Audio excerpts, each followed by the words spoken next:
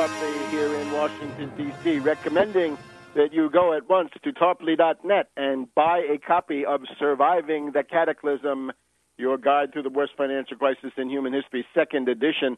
If you go and read that book, as one recent reader has told me, it's a life-changing experience. You will become a sophisticated observer and commentator and, indeed, protagonist in the important part of world history, which is now unfolding in front of us, which is this world economic depression, and above all, how do you get out of it? How do you fight it?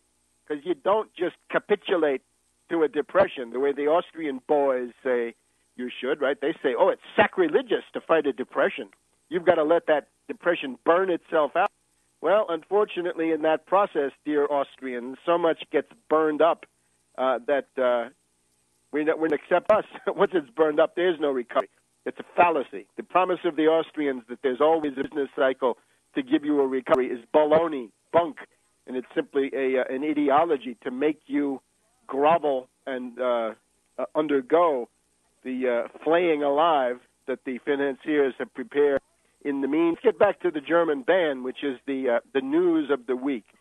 So Germany fights back against globalization. Germany fights against the hedge funds. Germany does something to cut off the speculation in credit default swaps. Here's the ban again. It's a ban on naked credit default swaps on bonds that are issued by the 16 countries of the euro and which are therefore denominated in euros. A move by Germany to protect all the countries that would be France, Italy, Spain, Portugal, Greece, and so on, right? All the different ones are part of the euro and therefore have got their national bonded debt, their treasury bills, in effect, treasury bonds, denominated in euros. As of now, in Frankfurt, which is the largest financial center of continental Europe and therefore something significant, you can't buy a naked credit default swap to place a bet against European bonds. And at the same time, you can't do the naked shorting of something like Deutsche Bank. Now, Deutsche Bank, not a loved institution. On the other hand, neither was Lehman Brothers, but they didn't need to be driven into chaotic bankruptcy the way they were by Greenlight and the rest of these bozos. So this means, in effect, if you want to speculate, if you want to sell Deutsche Bank short, you've got to buy their stock so you can deliver it. In other words, you're not allowed to short it from afar with the idea, well, I'll go out and buy the future stock that I'm going to deliver to the counterparty sometime in the future. You've got to go out and buy it before you can short it. So this also has the effect of suppressing speculation, and that is what Schäuble and his deputy, a guy called Assmann, I think, have been talking about all week. Need to fight speculation, and that is what the Germans have done. So this is an important turning point. Then, of course, the howling, the screaming, communism, oh my God, the end of the world, the violation of globalization, the violation of these rules, coming from all the usual quarters. Above all, the City of London, because the City of London has about 80%, 4/5 of the European hedge funds are located in London, and they love to use credit default swaps to attack places like Greece, Portugal, Spain, and so forth. They are in the process of destroying, if they can, the euro and the European monetary union that backs it up, and nothing new. These are the people who speculated against the Bretton Woods system back in 1971. Read my landmark essays available on at tarpley.net in the Against Oligarchy department. You'll see how the British are the ones who torpedoed the Bretton Woods system on August 15th, 1971. Not the French. French were always blamed. No. The British demanded gold, massive gold payment. They wanted to start a gold run on the U.S. Treasury and the Fed at that time. So this is typical. This is the usual track record for these characters.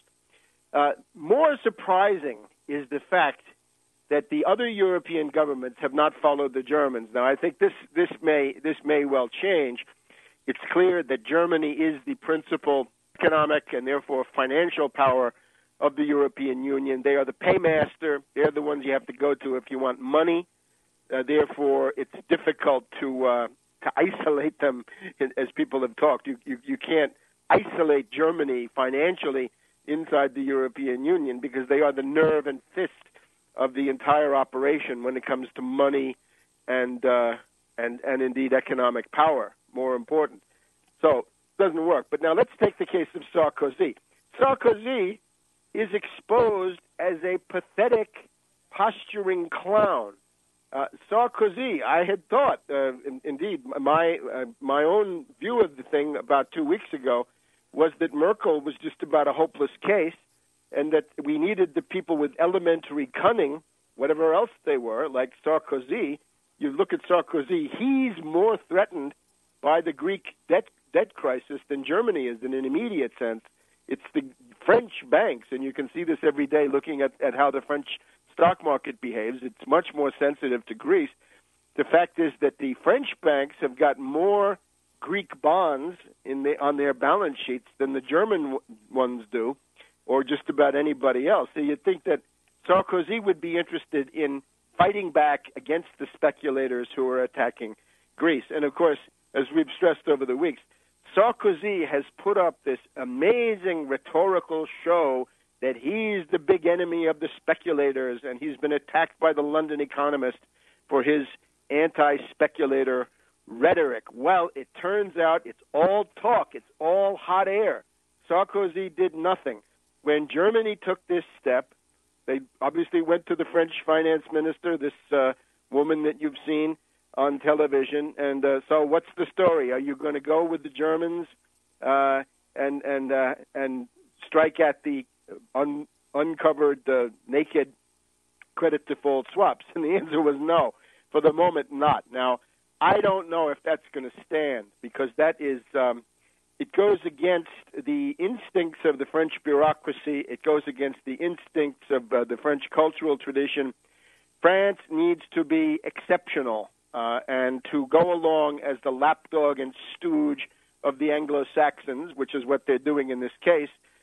This is going to please a lot of people in France. So I think that Sarkozy is headed for trouble. Remember, the whole anti-speculation rhetoric with Sarkozy started from the fact that he lost with a humiliating defeat his regional elections a couple of months ago, and he's in big political trouble. His popularity is very low. So the Euro wimps, Sarkozy joins the Euro wimps, all the other ones who wouldn't go along with the Germans. The Germans are standing tall, and the Euro wimps are whining and serving the Anglo-Americans. And we'll be back in a minute.